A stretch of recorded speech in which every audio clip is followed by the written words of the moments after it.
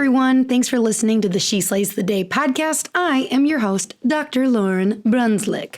I am super excited for today's guest, Dr. Shara Downey. I'll get more to her in a sec. But yeah, we had a great conversation and I think you're really going to like it. We cover so many different topics. So I just was reminded a couple of days ago while I was talking to another podcast host just about how amazing you guys are.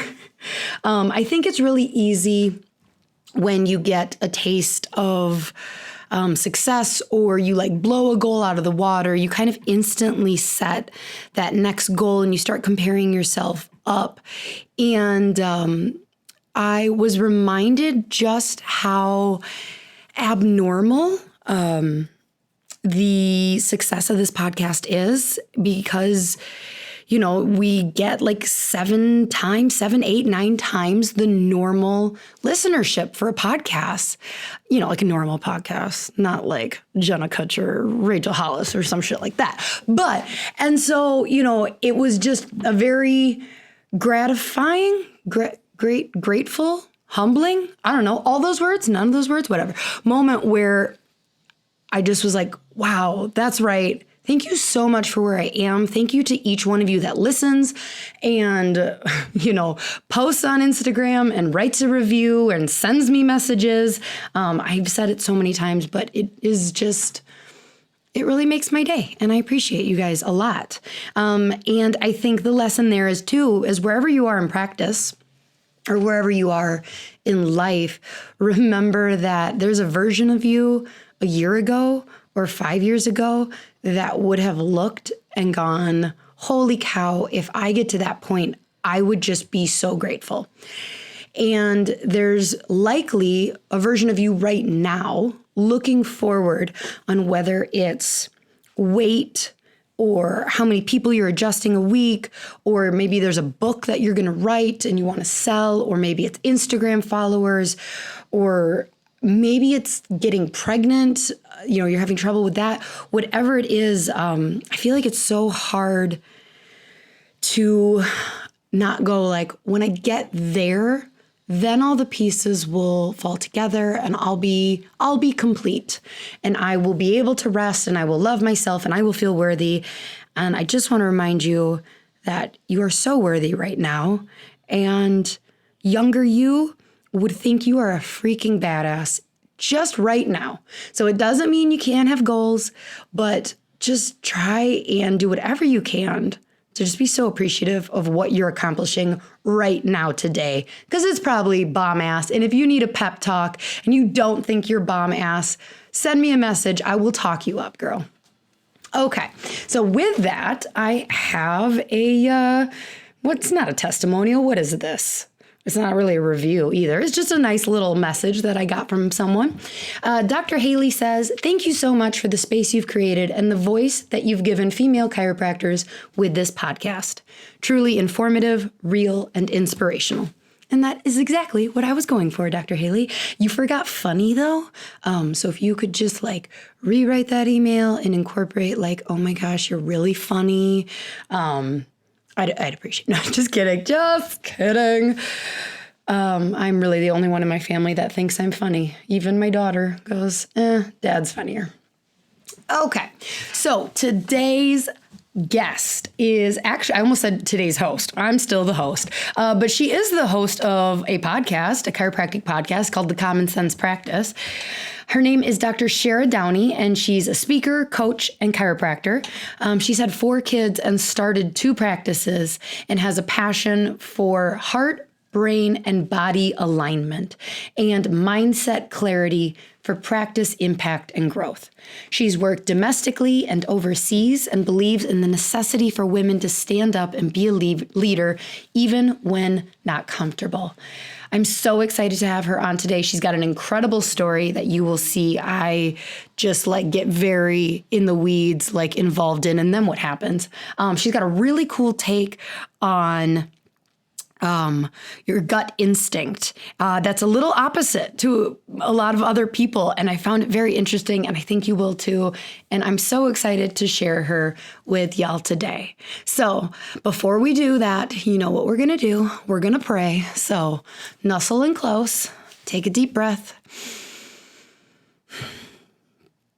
Dear God, thanks so much for just the privilege and all of the blessings that you give people that are listening, to those not listening. Thank you for stories of people across the world like Dr. Shara that show us how different we all are and how we all share so many of just the same basic thoughts, the same basic emotions, the same basic drives, and the same basic fears and worries.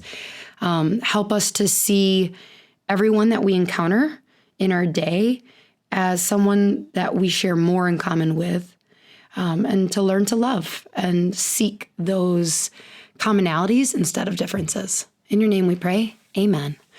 All right, crew, here is another episode of She Slays the Day podcast. Enjoy. Love it. Press record so I don't forget. Have you ever forgotten to press record? Oh, yeah. You have? It's like my deepest, darkest fear. Yeah.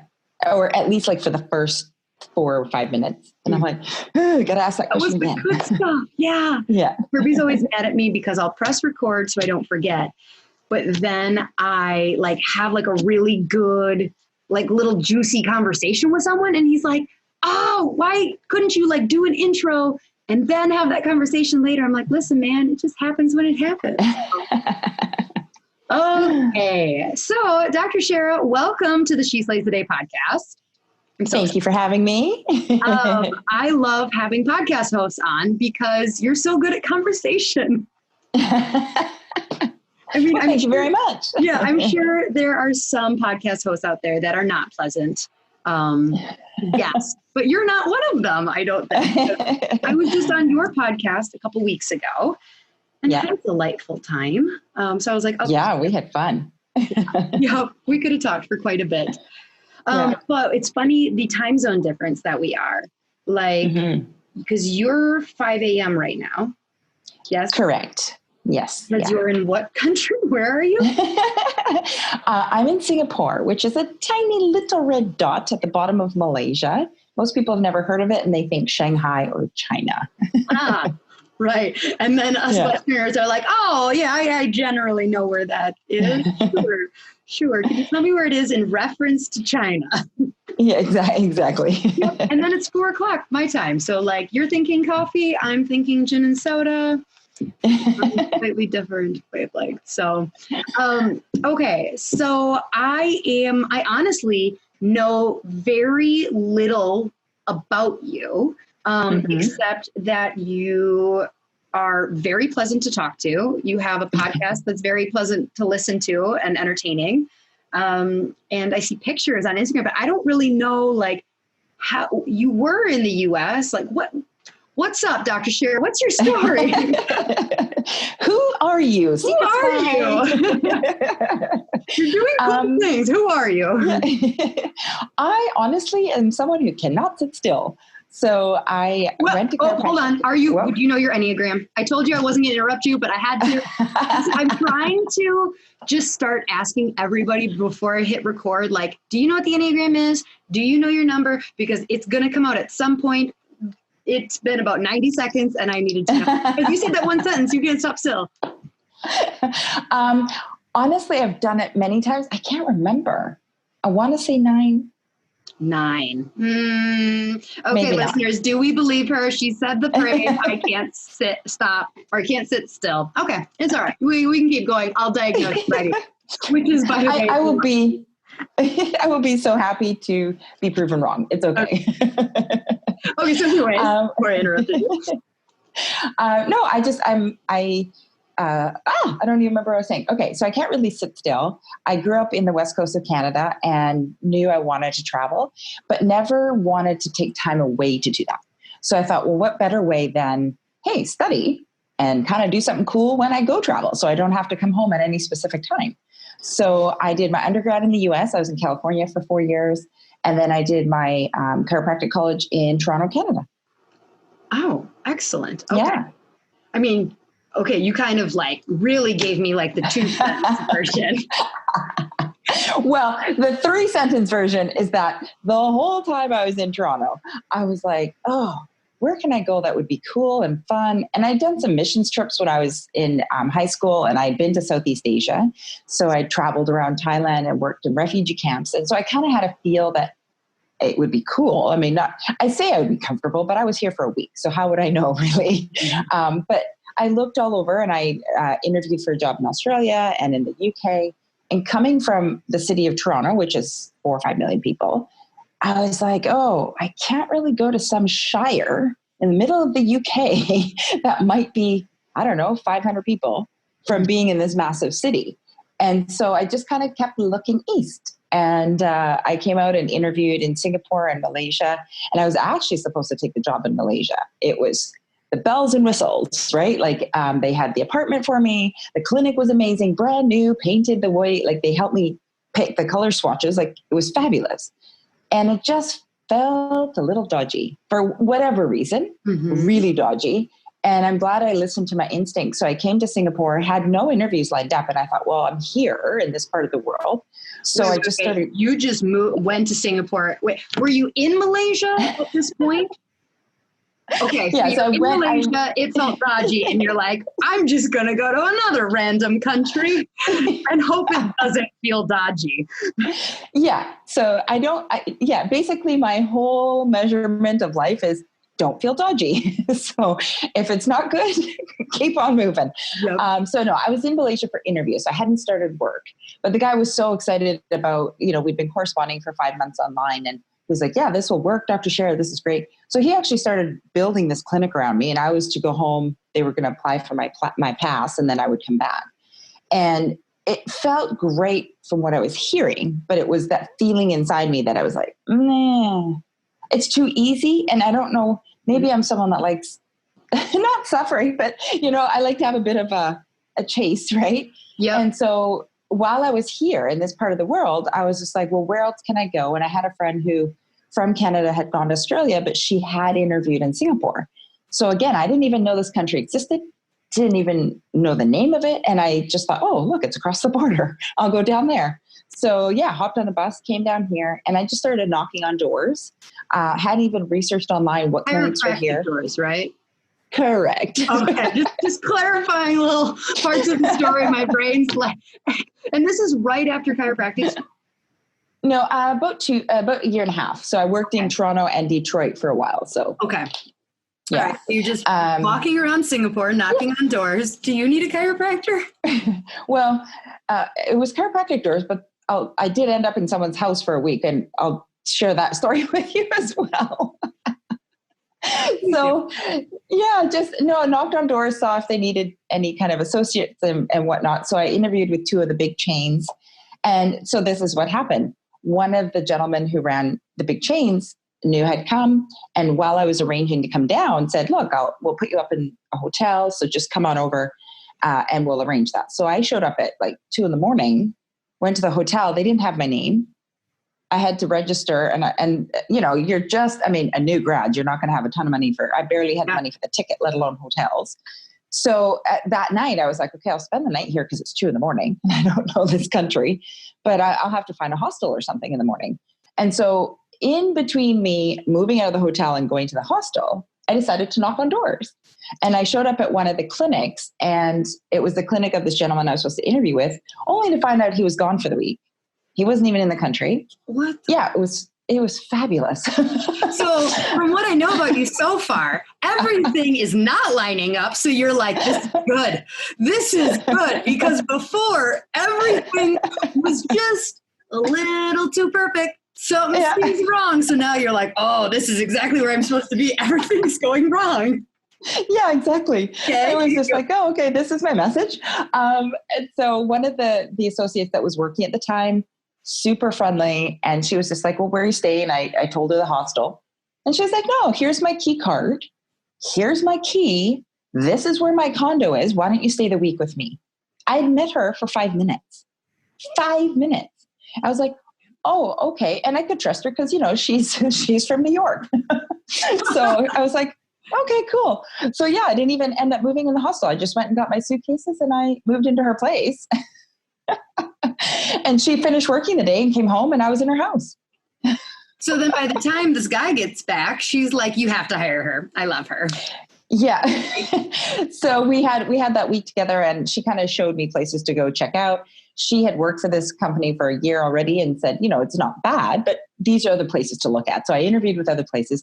This guy never showed the whole week until I was flying out the Friday and he showed literally the Thursday night. And so I interviewed with him, but at this point I'd already accepted another offer because he wasn't around. Mm-hmm. So yeah, so I accepted the other offer, went home and was home for 3 or 4 months and, packing stuff up and telling family and telling them it's for real, I'm leaving. Then made my way over here. So how many years ago was that? How long have you been in practice? I've been in practice for 16 and a half years, and this was 15 years ago. Okay. So have you been in Singapore for 15 years now? Yep. Okay. Yeah. Oh, okay. So I'm going to ask, I've been to Thailand and Malaysia. Okay. Where in Malaysia were you? Kuala Lumpur. My sister was teaching English there. And really funny that you say like it was dodgy because like my sister, I don't know if I'm allowed to say this. I think she's here. She's fine, right? America will protect her.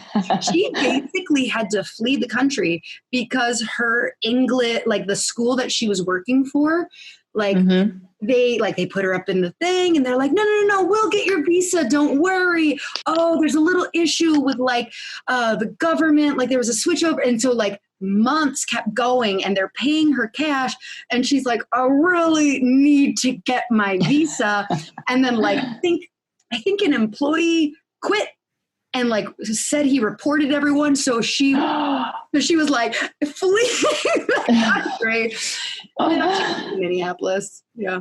So no, but that's so true. So it's such a good thing I had that dodgy feeling because after moving here, friends of mine who worked up there that I'd met, same thing. Oh yeah, come on in. During your probation, we'll let you work under the table. We'll get your pass. Mm-hmm. And they'd be there 3, 4, 5 months.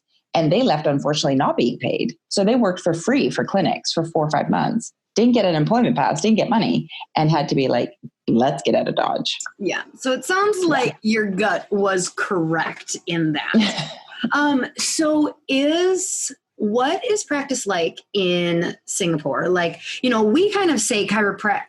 I shouldn't say we. If I had to put chiropractic in Western medicine versus Eastern medicine, I know I would prefer to be associated with like Eastern medicine. Mm-hmm. That's just kind of the way I practice. There's a lot of chiropractors who would like vomit and go like, no, I want to prescribe and be much more considered Western. But if we have to make two camps. So what is it like being a chiropractor truly surrounded by Eastern medicine? Okay, so the thing about Singapore, now you've been to KL, so I can tell you this. Yeah. KL is a good flavor of Asia, right? You've got a real good sense. Mm-hmm. It's probably not the worst. You've been to Thailand. You've seen some of the real third world portion. Mm-hmm. Singapore is literally Asia light. It is like walking down the streets of California. It is so Western. Every major Western restaurant, headquarters, school, business, everything is here. So it's comfortable because it's very familiar. I mean, I have seen the movie Crazy Rich Asians. So yeah, and it's actually not that far off. Okay. Yeah. It's crazy. We watched that and we were just like, oh my God. That's exactly right. Yeah. All right. Well, good to know that movie's not appropriation. So in the U.S., let's say that an average adjustment coast to coast, you can collect like $48 for it. Let's just say that. Is pricing different? Like, is it? Because my sister, when she, again, sketchier, she was in KL, she was like, oh yeah, I can get adjusted by a chiropractor down the street and it's like $10. And I'm like, Wait, is he licensed chiropractor? Right? Yeah, that would be no. Dodgy as F. That would be the back alley chiropractor. That's probably not a chiropractor. Not the least. Yeah. No, so I think, the good thing about Singapore is everything's really regulated. They are the country of rules, right? So thankfully, between TCM, traditional Chinese medicine, and chiropractic and acupuncturist, everything is quite defined with our lane. Okay. So although it's starting to get a bit muddied now, but the adjustment was given to us. We were allowed to have it. We weren't allowed to be acupuncturists. Even if you're licensed in the US, you're not allowed to do acupuncture where you break the skin. But yeah, so average adjustment's probably about $100 Singapore dollars, which would be maybe $80, $85 American. Yeah. Which is probably in alignment. I've never been a chiropractor in New York or, LA, but I have, that's really nice that they keep that the country keeps things so in your lane. Because who hasn't had a massage in Mexico and all of a sudden they're like pushing, you're like, oh wow, you just adjusted my entire rib cage. I don't hate it, but I also don't love it. I think that actually happened in Thailand too. Yeah. Oh yeah. That's a very big Thai massage technique. And also, the Indian barbers can also help with your neck adjustment. So, God. Yeah. Oh, terrifying. That's been a few conversations I've had with patients about why you cannot let your uncle, while you're having a shave, adjust your neck. Mm-hmm. And you know what? The same thing goes in America. How many times have I asked a new patient, like, okay, have you ever seen a chiropractor before? And they're like, well, no, but my Uncle Joe's adjusted me before. And I'm like, oh, Lord, tell me your Uncle Joe's a chiropractor. No, but he's watched YouTube videos. And you're like, oh my God. Oh my God. Okay. Sounds good. Okay. So you said you can't sit still. So what has 15 years in practice? I know you said you've owned 2 practices and sold 1. And you have 4 kids. Yeah. So I came single. No boyfriend, no husband, nothing. Came single. And I was here for 2 years. And the goal was to go to Australia. And I was that first cohort after Australia had implemented boards. So everyone who graduated 6 months or a year before me got to go in for free with their Canadian boards. And we all had to take exams. So I was kind of here on let's practice a bit while I do my Australian boards. But then it was just after 2 years, I was like, I'm not ready to leave. I worked with someone else and they kind of started not closing clinics, but amalgamating them. So we had the opportunity to buy. My location wasn't great. It just, again, it didn't feel right. So I was like, no, why not? I can do this. I'll just start downtown in the middle of the CBD with no money and I'll open a clinic. Heck, why not? So when did you open a clinic there versus, because you were working for someone? So I opened the clinic in 2 years later. So I finished my 2-year contract and I knew, finishing my contract, I knew that he was not looking to just extend. He was actually closing locations and making big conglomerates. So because I wasn't going to buy from him, I opened mine probably 6 months before I finished my contract, but not in the same area. Different area. Okay. Sounds good. Yeah. So then when did babies, and what's the storyline of baby's second clinic situation? So we started the clinic and every great person had no money, started with a credit card. And a beautiful friend who told me over lunch just happened to say, oh, I sold the house. Do you want my deposit? Sure, I'll take it. Thank you for loaning me the money to start my clinic. And to give you perspective, to have really nice people living with this chick you just met, they're giving you deposits. Okay. Yeah. And so it's crazy because the rentals here are really high. And, my rental was I think it was $6,500, but it's 2 months deposit for 2 months deposit as security, right? So you have to come up with almost 15 grand just to open your doors. How many square feet is that? Maybe 1,004. Oh my gosh. Yeah. Yep. It's and right in the middle of the CBD. And that was an old building. So we were lucky because it was considered cheap. Mm-hmm. If you're downtown and you're in something of that size, it's usually $10,000 a month. So yeah, I'm like, no, I don't want to go into that zone. I have belief in myself. I can probably come up with $6,500 a month if I can't pay staff, but I can pay my rent. Mm-hmm. So yeah, so we opened our doors and ran with it. And to a degree, it was a bit more. My boyfriend at the time, who's now my husband, was really pushing for it because he's like, "We've got this. We can do this." And he's an accountant. He's not a chiropractor, but he's a patient and has been a lifelong patient, and was really encouraging and was like always wanting to own a business. So he kind of threw me into it because I was happy to go work for someone else. Can I just say, I love being married to a non-chiropractor. Like, yes. I'm sure I would love like being married to a chiropractor too, whatever, yada, yada. But it is so nice having a spouse that's got like a business degree. It's like, thank you. Thank you. Yeah. Okay, so you said Singapore we're really talking about Singapore so much. I'm so sorry, but I'm so interested. So you said it's really westernized. So at this point, you've been there 2 years. Do you speak? Oh, crap. I just got called up. What's the language there? Which one? Because there's 3. Oh. So, yeah. It is a very good blend of Tamil, which is Southern Indian, Mandarin, and Malay. So those are the 3 big community populations that are here that make up the country. Okay. So where did you speak any of those when you were opening your practice? No, phrases to be able to say, is this painful? Do you have numbness? Can you turn over? Hello, and some funny phrases so the aunties would laugh at me. Mm-hmm. So your advertising extent was, hello, I'm Dr. Shara. Is this painful? Yeah. Phone number. Exactly. Poke, poke, poke.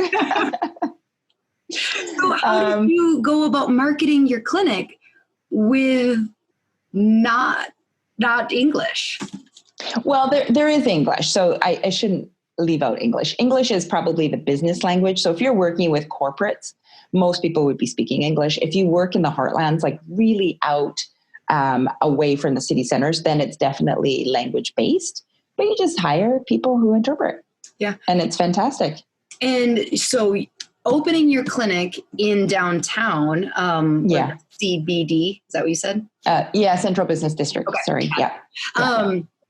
Did you by opening there kind of declare as a statement internally, like I like working with corporate Singapore, like, because I can't imagine you saw many like mothers and children or anything like that, or did you? Well, yeah. So my very first clinic I was an associate in was in that area. Okay. But then I got moved around with the company. And so I did a few heartland stints and built a client base from like all over. Okay. And so actually most people assumed because I was downtown that I wanted to work with corporates or English speakers or Westerners, right? Like the expats who were here. Mm-hmm. Nope. Not my bag. I want local people. I want people who live way out there. But people, once they're loyal, that's the thing about patients in Singapore, like loyalty is king. They will follow you for an hour, half an hour, 45 minutes on a train. And that doesn't sound like long, but when the country is only 45-minute drive across, a half an hour, 45-minute train ride is like huge. You're going across the country to see me. Yeah. So then when did babies come? Or did those. Or did the second clinic come first?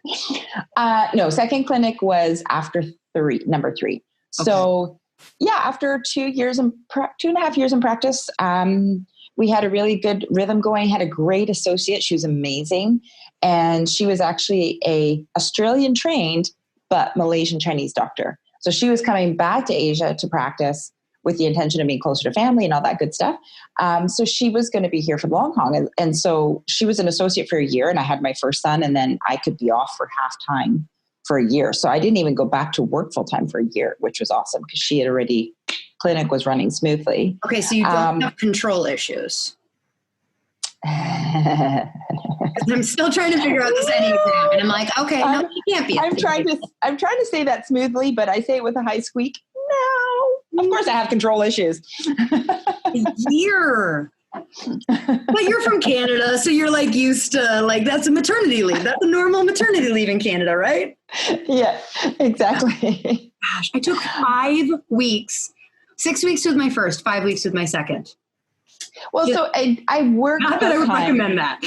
No, but I worked part-time after 2 months. Okay. So I came back in the clinic half-time after 2 months. But I could stay half-time because she was good, a great presence, which was a very marked difference to my second pregnancy. So she had left, and I had another associate who, again, I had it for about a year first. And she left 2 months before I gave birth. So she was there for the whole pregnancy. No. I left before I gave birth. So I found an associate who was coming in as a locum first to then move into an associateship. But it was like she started a month before I took leave. I took leave, and same thing. I was off 4 weeks because my clinic dropped 70%.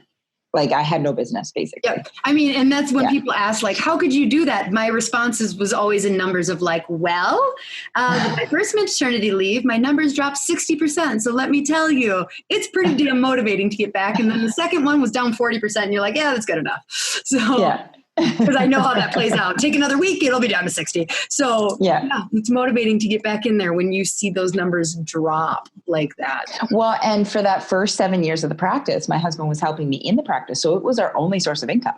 So if I'm not working and the practice is dropping 70%, it's not like he's got a job, which is bringing us money. Yep. And there's no unemployment, and we're not local people. So we are not citizens. We don't get they don't have a lot of social services, but we don't get any of that kind of benefit here. Right. So when you're overseas and don't have family and don't, you do what you got to do. Right. Wow. You must really like Singapore, to like stay, like you don't, cause you're not a citizen there. You didn't get any the perks. No. Well, I'm a permanent resident, so I have some perks. Okay. But they're very strict because it's such a small country, they're not huge on letting people have dual citizenship. So if I took it, I'd have to give up Canadian. I wasn't born in Canada. I don't have a birth cert. So to get Canadian back would be really hard. That's a whole other story. Yeah. So you're kind of like a friends with benefits with Singapore. You're not absolutely, married, but you're not. Yeah. Got it. So pregnancy 2. Yeah. Not good. Massive shock to the system. Not good. Super stressed. And so came back and we rebuilt and, within 4 months. And I credit that to the staff I had. They were amazing. And everyone was willing to do their part, whether it was a pay cut for a bit, just everyone was willing to rebuild and to grow. So we had number 2 and that was great. And then number 3 came as a shock, absolute shock. I had to shake my head. I was in the middle of a clinic reno when I found out I was pregnant. I was like, are you kidding me right now?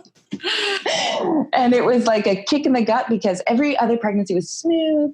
I worked till 40 weeks out of 42. My second one, I worked till 41 weeks and 6 days. I gave birth 2 days later.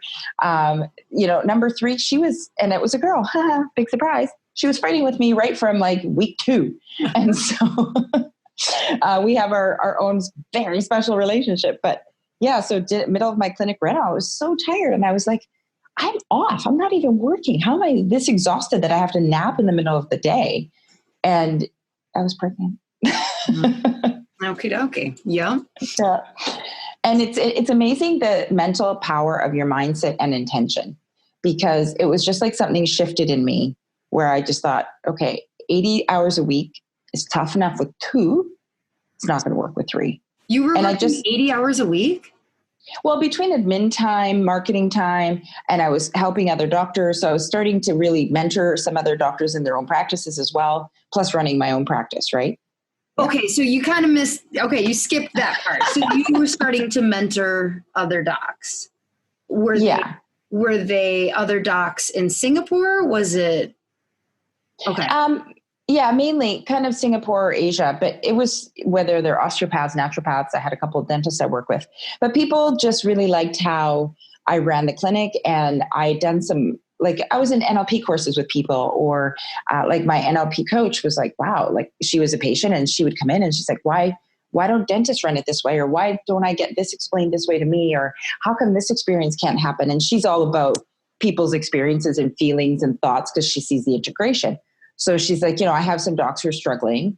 She had a chiropractor for 15 years and was just like, would you be willing to talk to them? I'm like, yeah, but they may not want to hear from me because, people are pretty prideful or happy about the way they do things, not always looking to change. And so it kind of just started with that, people noticing the experience they had in the clinic and then saying, I have someone who might want to talk to you. And so we had a lot of people come through and observe, like do observation and follow us around for a couple of weeks. And then we went through some procedural stuff, but it really came down to their headspace in their own practice and what they wanted to create. And so that's how that all happened. Because a lot of times people say, well, Singapore is small. Why would you mentor there? Because you're going to be mentoring your competition. And I kind of go, well, I'm not the same as everyone else, and everyone's unique and different. So, principles are principles, but it's still going to come out differently in the person. So, so we started with a lot of different industries initially.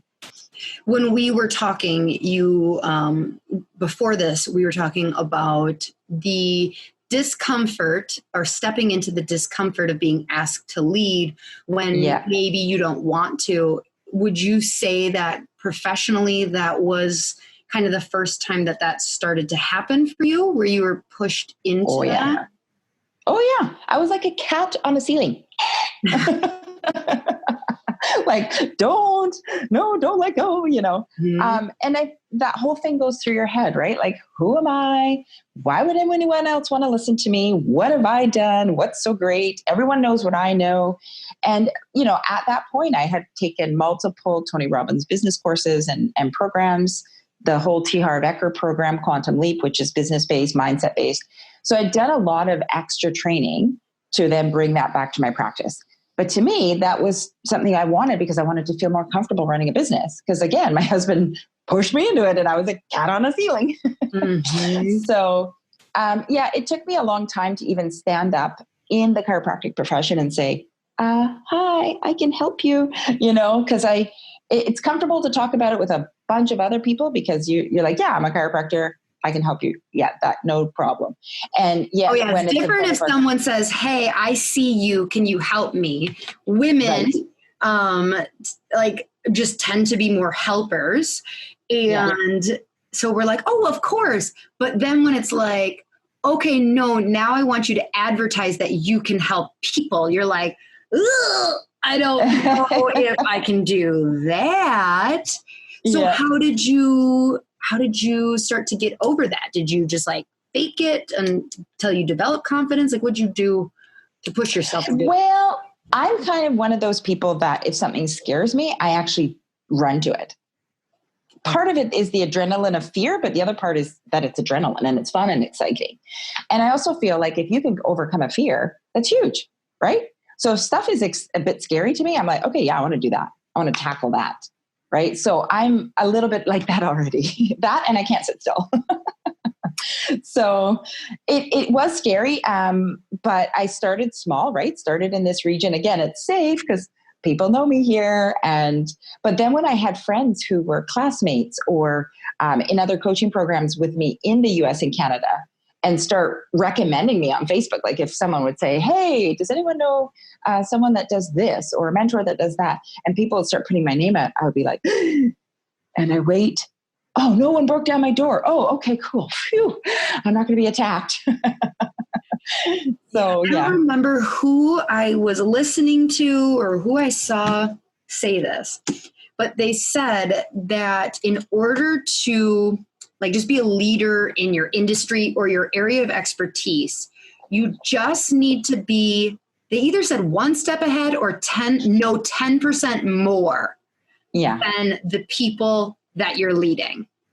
And I feel like so many of us kind of go through that process of you would listen to Tony Robbins, all of this stuff. And you're like, oh gosh, but I don't know that I know everything. And it's like, well, the person who knows everything is coaching the people right below them.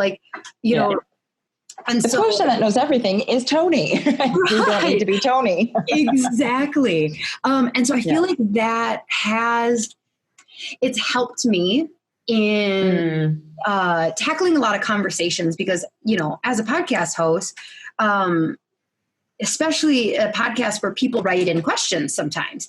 And I'm like, oh gosh, you want me to talk about that? And there are some that are like, I'm not 10% ahead of anyone on that. We need to bring someone in. But then there are other times where it's like, oh yeah, I remember that was something that I dealt with in my 20s. And Okay, I'm not perfect at it. Like, that's the biggest thing that I'm always like, yeah, I'm definitely on this roller coaster of still dealing with it. But okay, here's what I've learned so far. Yeah. So how did you then take that and put it in action? Like, so how did you take that? Like, okay, I'm afraid of this, but I'm being pushed this way. And obviously, you know what, the more I hear, like, the more this whole, like, you fleeing Malaysia thing, like, it wasn't hard enough. There's no adrenaline. I cannot figure out your Enneagram. So basically, so then what happened next? Is that when you opened the second practice? So I found out I was pregnant in November, and I took the deep intention of really looking at what I wanted and how I wanted to meld practice with mentorship or going forward, right? So the big dream and pull for me, my highest value, is freedom. Freedom to do what I want when I want. And a high value is service, right? So I needed to match those because I no longer was feeling free in the practice I had. Like, it was a huge practice, a very high turnover, very turnover in the sense like we were super busy, but that wasn't as fulfilling as I wanted it to be. I was really getting more into the mindset stuff. I want to integrate that into the practice as well. And now I was having a third kid, and I already knew what it was taking for me to manage the first two. So from November, I made the intention that I wanted to sell this practice. Now, everyone who you talk to overseas, if you want to practice, especially in Singapore, they will tell you can't sell a practice. Can't sell a practice here. People won't come and buy it. There's no school here that's graduating people. Like, you just have to basically close up, give up all your hard work, and that's that. And June, we sold it 6 months later. Wow. Okay. So you haven't given birth yet. No, I gave birth a month after I sold it. Now, I wouldn't recommend making a major life decision while you're pregnant. I am getting anxiety listening to your story. Is your husband still working for you at this point? So at this point, a year and a half earlier, he had already gone out to do his own thing. Okay, so there's like money coming in somewhere else. And you're mentoring, right? Because you didn't quit that aspect. Okay. Correct, So you are mentoring and at this point I'm mentoring just entrepreneurs even. Like, so that was how I started. You asked, how did I jump in without feeling of not feeling like I'm good enough? I jumped into helping people that were business owners versus just chiropractors, right? So I ran a female entrepreneur program where I met weekly here, and it was like a free, but we did like monthly themes where each week we had different trainings, and I bring in guests, and we did that live, right, with local women here in Singapore. And we were tied into a chapter out of the US. And so we did that for 2 years, and then, just would pick up clients as I kind of went. I wasn't even really advertising at this point, but just kind of getting my name out there. And so that was happening. Then I sold the clinic. Then I gave birth a month later. And so the idea was that I would come back and work for 3 or 4 months post-baby to help with transition. And then everything went to hell in a handbasket during that. Okay, the pregnancy. You're going to have to, what? Oh, okay. On to the next topic. What happened? So again, anyone who's either buying or selling or having any conversation of transition in any business variety, everything has to be put on paper and be clear. So we had all our terms for the transition.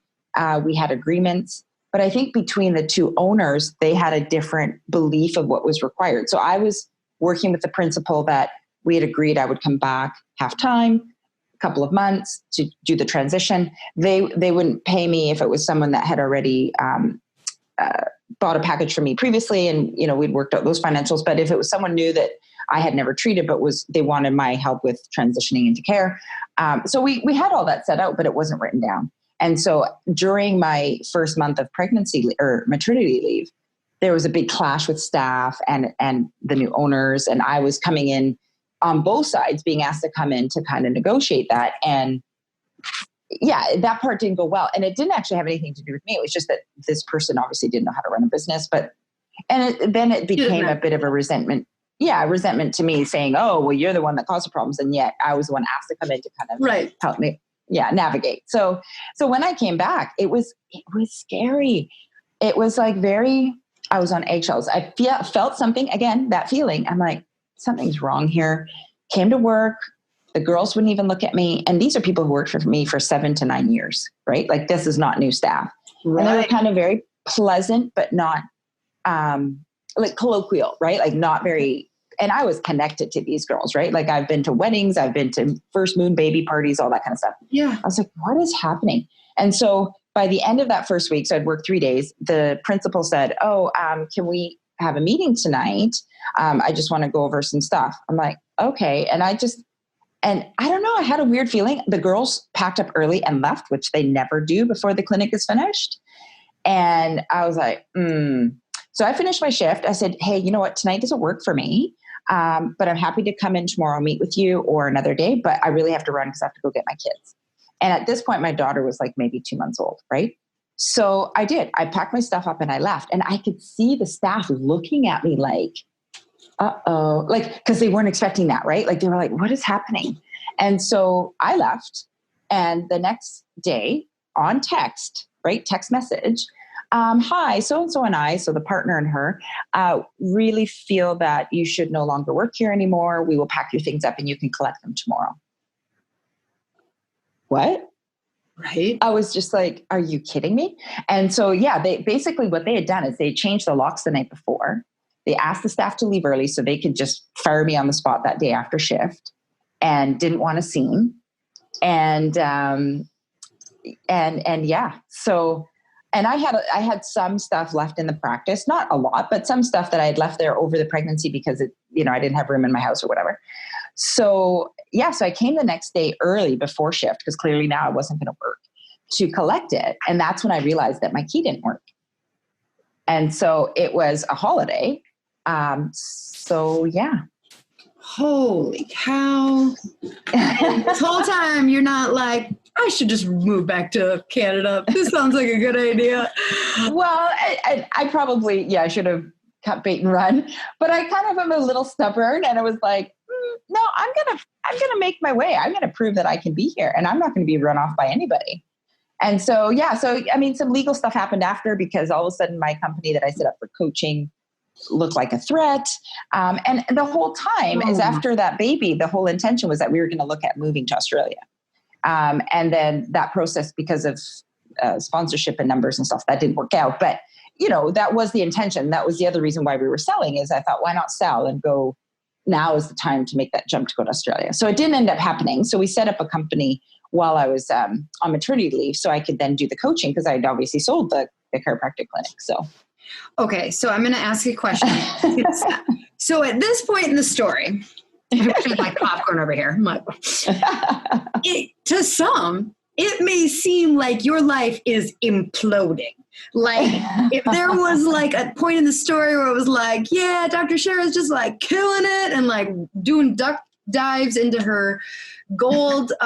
This doesn't seem like that point, but were you scared? Did you ever feel like, oh, this is bad. This is really bad. Or is the same adrenaline junkie you are not allow you to do that? No. So I felt like, as far as what was happening, I was like, no, I can make anything work. But what I felt really bad about was I didn't know what they were saying to patients. And I built, at this point, 10 years of a relationship with these people in the community. And I don't know what this portrayal, because one day I'm there and one day I'm not. They send out this rando email because patients started sending me emails saying, what's going on? And so that was where my struggle was the relationships that were being burnt because of how someone, and I didn't have control. So speak about control. I had no control. Mm-hmm. Right. And so that's the part that killed me. The relationships with the staff, the relationships with patients. That's the part where I was probably one of my lowest I've ever been. So it wasn't like, what am I going to do for money? I was like, oh, I can do whatever. I'll figure that out. It was more like a gut punch that these things were being destroyed and not at my hand. And it was about me. Yep. That makes sense. Yeah. You didn't end up going to Australia. Yeah. So that like, if you know anything about Australia, you have to have, it depends on when they need certain types of professions and the point system. And, oh yeah. So, yeah, so that it just didn't work out. And at this point we have 3 kids. So you have to consider they're now going to bring in 5 people and have to have those people be supported. So it's not as easy to get the residency stuff that you need as though if you were single. Like easier if you're single and you're coming in, because then the country doesn't look at you like you're going to be a drain, right? Right. And you're like, bitch, I will pay my own way. Yeah. Don't worry about me. When did you start the second practice then? So after this whole situation, I was laying low. Now, again, there's nothing in my contract. Again, if you're buying, I would highly recommend put in a non-compete clause. This person never wanted one. So in theory, I could have opened up next door to her, but integrity and me, and I didn't want to do that. So I also wanted to take a beat, and I started helping. I had 2 other colleagues that were going out on their own, and I helped them start and get going and really set a foundation to flourish. And so probably like 9 months later, and that was purely out of patient demand. So I was getting emails, questions, where are you now? When are you practicing again? Like on LinkedIn, because I actively didn't market to my patient base because I was, I sold that practice. I didn't want to be not integrous about that. So it was more just based out of requests because I hadn't actually had an intention to start another one. Right. Oh my gosh. Okay. So you started the second practice. Oh, baby 4 is not along yet. Okay. No. You're going to regret giving me the 2 sentence. Next time you'll be like, all right, I'll give you a 5-minute. So when baby 4 comes? So I was in this practice for a year and baby 4 came, and again, 3 and 4, surprise and complete utter shock. Okay. So do they not have like birth control in Singapore? Do you need me to ship you something? Yeah. So my loving husband and I both had medical procedures the year I had baby number 4. Like, and we're done. We're making it official. Got it. Yeah. Okay. So then when did the podcast come along? What like, did you just continue mentoring and then, or was I continued mentoring and started working with a few other people that were my coaches in the mentorship space and how to go online, and having, again, now with number 4, that real desire to keep myself open to being free, like not tied to a location. Mm-hmm. And so that's where I was like, okay, I need a bit more help to really get myself focused there. And so the idea had come a few times about a podcast. Again, I was like, cat on ceiling. I don't want to do this. What am I going to talk about? Who am I going to talk to? Mm-hmm. And so I started it last year with the idea of, okay, well, I'll bring in people that can help people with ideas and systems and inspiration. Doesn't have to be about me. I know nothing. Oh yeah. Well, that's right. You know nothing. I forgot. Yeah. And then when COVID ironically hit, it just, many stars aligned, right? So the podcast was happening. I started a Facebook group for the podcast, and I just thought, we're ahead of you guys. Like in the sense we had COVID 2 to 3 months ahead. We saw the changes that were coming. And when it hit you guys and lockdowns were happening, I was getting messages left and right from docs and getting on Facebook calls, and people were like, what are we going to do? And so I started the group, tied it to the podcast. And then I just started bringing in different experts and saying, what are you recommending for your coaching people? What do you recommend? And then just started interviewing Facebook Live. So I'd never done a Facebook Live. My first interview on Facebook Live, I said to the guy, what do I do? How do I turn it on? Like I learned as I went. That's amazing. Mm-hmm. And so we did that through COVID. And then it just kind of spurred more into this, look, like right now we need to see that we're doing it maybe differently, but people need to be inspired and empowered. And so that's kind of the message that continued on with the podcast. Not so much like do it ABC, but look, this person did it this way. They had these struggles. You can do it too. This person did it this way, and then Black Lives Matter happened. Yep, it did. 2020, just riding this wave. Yeah. So, and again, this, I shared with you earlier, I was brought in as a panelist across the world, right? So from an Australian Asian doctor asking me to be on a panel with African Americans from the UK and to have a conversation, it just led me to think, well, there's got to be other people that have something to say. And so I reached out to probably 10 or 15 powerful female chiropractic leaders in the minority space and we had a discussion. We had to break the panel into 2 parts because there's so many people, and like the energy was like it was going to explode the internet, right? And then we've continued on to having other conversations with other leaders that I've been luckily, enough to touch base with. Your desire to run towards, I don't want to say like fear, because I think that's what you said, but it's like you see an opportunity, it scares you, and you run towards it. That is not a natural, I think it's a thing that a lot of people are envious of, because a lot of times and that's where I said, like, I wanted to differentiate of like, you see an opportunity or a problem that needs to be solved. And even though in the back of your head, you're going, I don't want to be the one to solve it, you said you run towards it. So what kind of advice, like what goes on through you, if you can break it down, that you can give to someone who, because most people are just consistently seeing an opportunity and going, someone should do something. Someone would make $1 million if they did that. Or like, so like, can you try and break down, like as if you were giving advice to someone on, instead of retreating, here's how to go forward. Well, in the vein that I love excitement and adrenaline, like I'm a roller coaster junkie. Part of running towards these things is because I know if it's a fear in me and I can conquer that, it's something new I'm going to learn, but also it's going to be cool, right? Like it's going to be something I've never done before. I will say that when I had kids, I was a lot more cautious. And in this last 18 months, I've gotten back to closer being similar to how I've been. And what I mean by that is you look at the repercussions on your life and what's going to happen. And, I've blown my life up.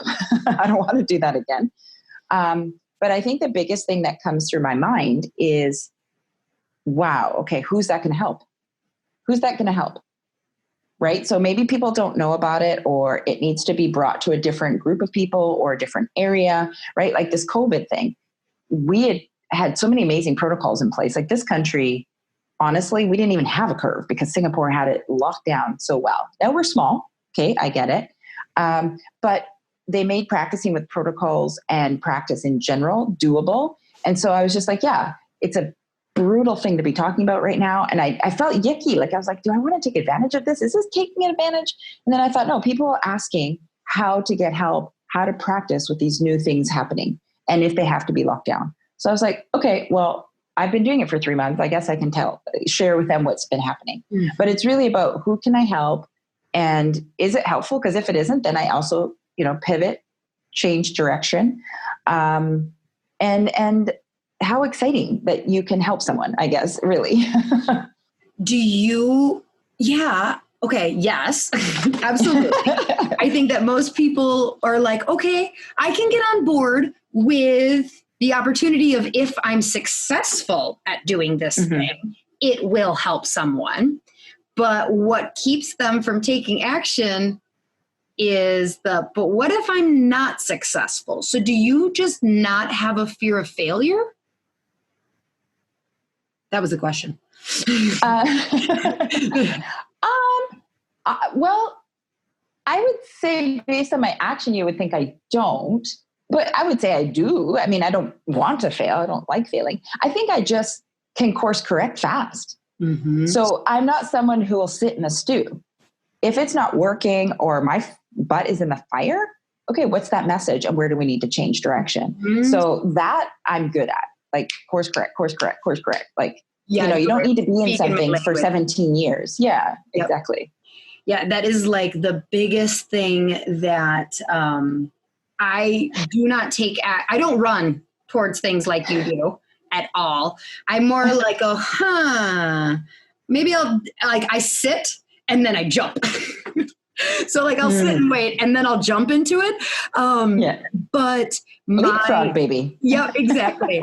Exactly. But it is when I've been asked, like, how do you get over like paralysis of analysis, things like that, I go back to like, I trust that I will pivot quickly. I will, if it's not working, I will take action quickly. And so I feel like so many people who are afraid to take an action, like subconsciously, so they're afraid of failure, right? Consciously, I think they can admit they're afraid of failure. But I wonder if, like, on a subconscious level, they're afraid that because they're not taking action right now and it takes so much to get them to move, that they will be a frog in room Hot temperature water. Yeah. That, like, they're like, what if I don't see it not working and I can't course correct quickly enough? Yeah. I mean, that's, so many levels. That's a good, I guess, potential. But the thing is, it's a muscle, right? So the more you learn to trust your instinct, and that's where you have to get very clear about what you want. Like, I am super clear about what my laser focused direction is going to be. And along the way, I'm batting off things that are not on my path. I will take lots of different paths. Like, my husband thinks I have ADD sometimes because I'm trying to do 17 things at once. But for me, I know if I take an action, the path will be illuminated.